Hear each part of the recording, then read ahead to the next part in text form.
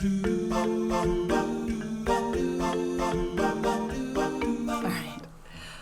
Okay, so it is...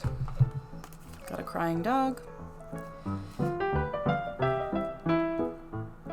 It is 10:24 in the morning, and I am going to be starting a one-day make today. I'm actually combining a couple of different challenges in this day. I'm going to be doing Kirilee Cosplay's one-day challenge, and I'm going to be doing as well SnappyDragon's Yesterday's Pajamas series. I decided to actually combine them, and I'm going to be making, in a day ideally, this vintage 1940s pajama pattern. It's a nightgown. I'm going to be making the B view, which is this one that's belted with the slightly shorter sleeves. This is both because I like the style better, but also because I don't have enough fabric to make one even with the one with the shorter sleeves as it is. So we'll see how that goes. But I'm really excited to do this. I think it's going to be a really fun project. I have no idea how it's going to turn out. I've done some preliminary looks at the pattern and the assembly to make sure that I think I know how it works, and I'm hoping that I'll be able to make it effectively without a mock-up and just going. Anyways, down to business. I'm going to lay out my fabric, pick a pattern layout for cutting out, and figure out exactly what I need to do, and we'll get to work. And I hope that this is as fun to watch as I hope it will be to make, but we'll see how that goes. I'll see you in a bit. While vlogging Liz is doing her thing and sewing up a storm, I'm going to be dipping in here occasionally to tell you about a concept that is very close to my heart: scope creep. This is the concept that originated in project management, when a company would make something by request for another company or client.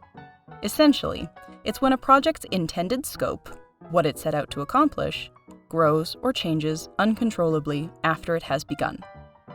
In the corporate or freelancing world, the cause is usually a person without expertise making requests or adjustments, not knowing or caring that it will make things take longer or become more difficult.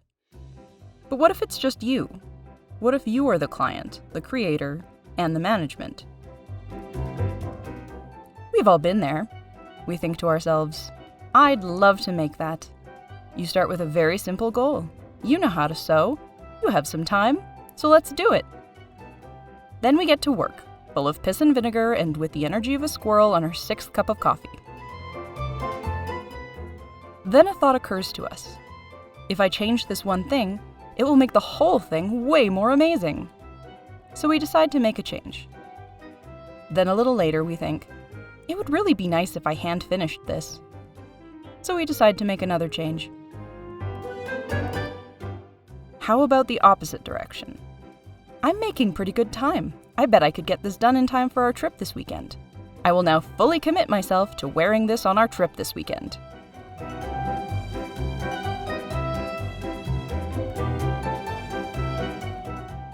Does this feel familiar? Sometimes it's manageable, and we don't end up with too different a timeline, budget, or finished product. But sometimes the project grows, and suddenly you're stressed, tired, and friends are asking you to please put down the needle. You're acting more distant than a teenager with their phone at the dinner table. That is scope creep.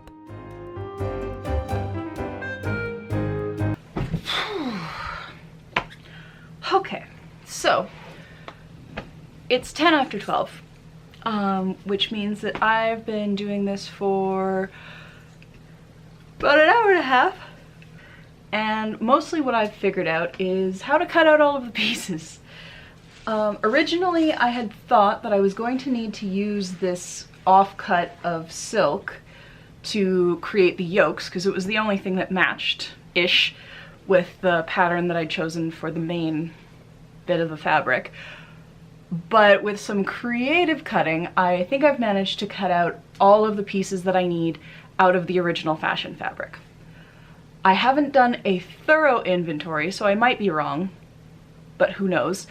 Either way, that's what we've got so far, and I'll see how it goes. It shouldn't be It shouldn't be too complicated. I've had a look over the instructions. I think as long as I'm careful, I should be able to start doing some assembly. I do also need to cut out some facing pieces for the yokes, so I'll be doing that next. But I think it's time to have some lunch and walk the dog. So I'll be back in a little bit.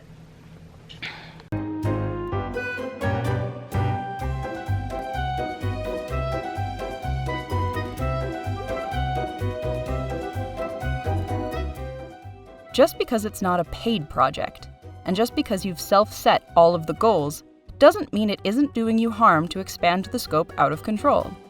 So while we watch some more sewing footage, let's go through some ways that you can avoid this slippery slope.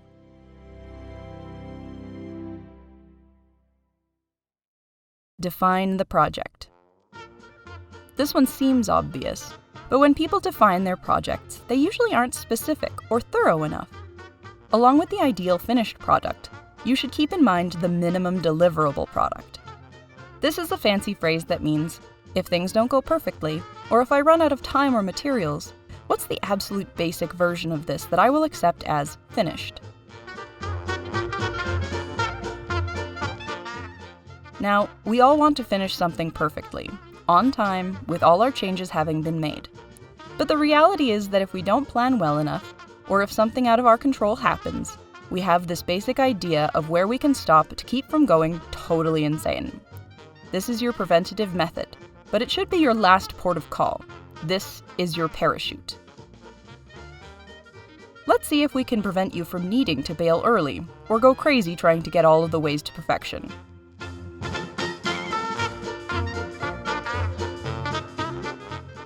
For this particular sewing project, here were my minimums.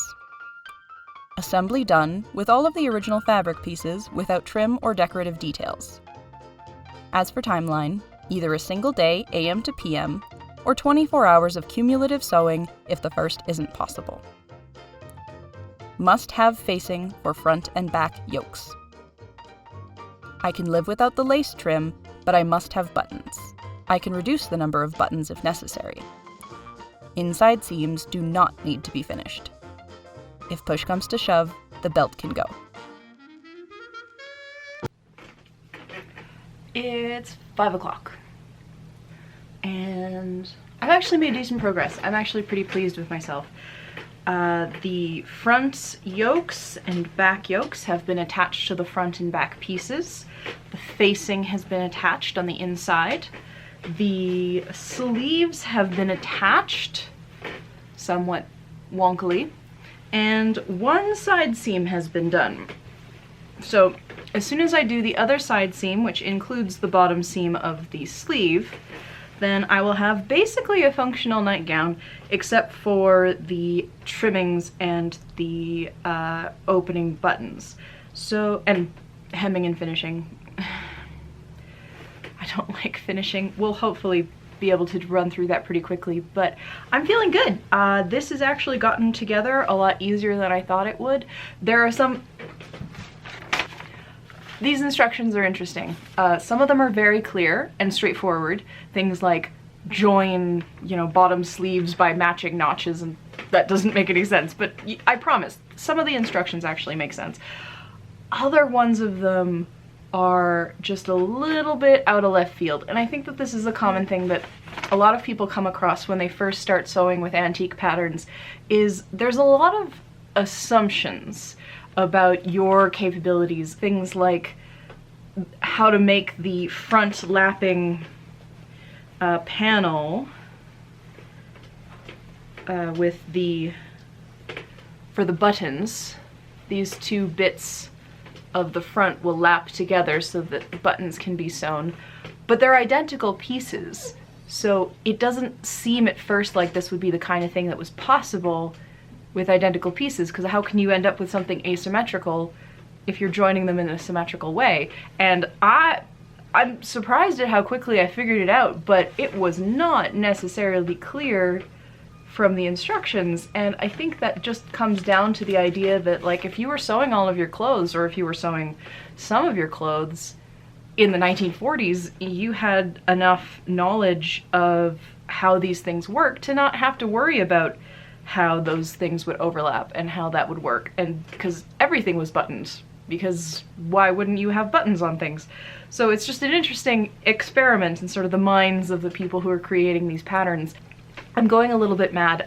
You're seeing a very narrow scope of my sewing space at this particular point in time because it is like a bomb went off in here. It is just pure chaos wherever you look, and if you're lucky, you'll never see it because holy cow, it is just chaos. Yeah, we'll see what we do from now on. All right, so onwards and upwards. Get that side seam, fastenings, finishings done. We'll see where we are in a couple hours.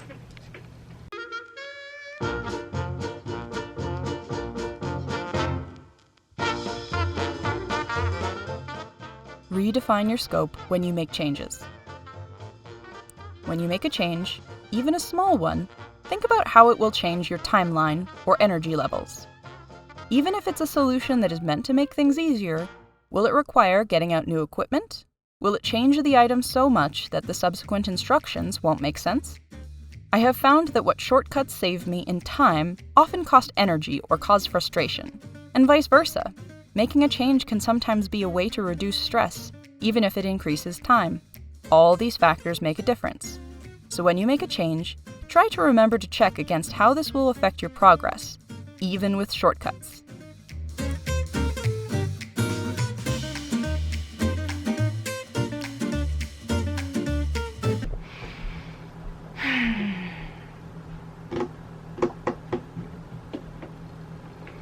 It's 7:15. I've done all of the buttonholes. I just have to add the buttons and the trim. We'll see how that goes. The buttonholes have been just the worst. If I never see another buttonhole again, I swear. I broke a needle doing them by hand, tried desperately to do them by machine. I think I would only consider one of the ones that I did by machine anywhere near successful. So we'll see how that goes. In the meantime, I'm gonna keep powering on. We have our good old doggish companion who has just been glued to my side for the last couple hours. So onwards and upwards. The only real changes I made to this garment were first, the length, which was a requirement I knew about in advance because I had selected a stash fabric with insufficient yardage. It was not an unexpected change, but the amount of shortening and how I did it was on the fly. Second, the trim. The pattern calls for trim at the sleeves, and as Vlogging Liz will explain later, I went a different way. Since this was only a difference of a few inches of lace that would be machine sewed with the same method in a similarly finished hem, I decided that it would make little or no difference. Thinking about it now, it probably took less time, as there was less measuring, cutting, and pinning because it was one continuous hem instead of two separate smaller hems. Interesting. Did I forget to do the belts until the very last moment? Why, yes, I did. Set priorities. This is similar to the minimum deliverable product, but taking into account changes that have already been made along the way. It's taking what you've already done and choosing between the items that are left and understanding what of those you can live without. Towards the end of the evening, I was seeing the end, but I am fully aware that I have bad time management and time estimation skills. So I don't rely on my feeling that I was getting near the end, but all the priorities had remained the same from the beginning of the day because I had a pretty broad minimum. The only thing I considered was that I would call it quits at 10 p.m. regardless of my proximity to the finish line and resolve to start the clock again at the next available moment. Last but not least, take breaks. A mad dash to the finish line almost always leads to poor decisions and sloppy work. If you're not reflecting rationally on your progress and priorities as you go, things you cared about will get cast aside for the unimportant but finishable parts. So love yourself. My breaks allowed me to pause, have some food, and get some perspective. Sometimes you don't realize how tired you really are until you're away from the business of the project. Be kind to yourself. The project of your health and happiness is your first priority always.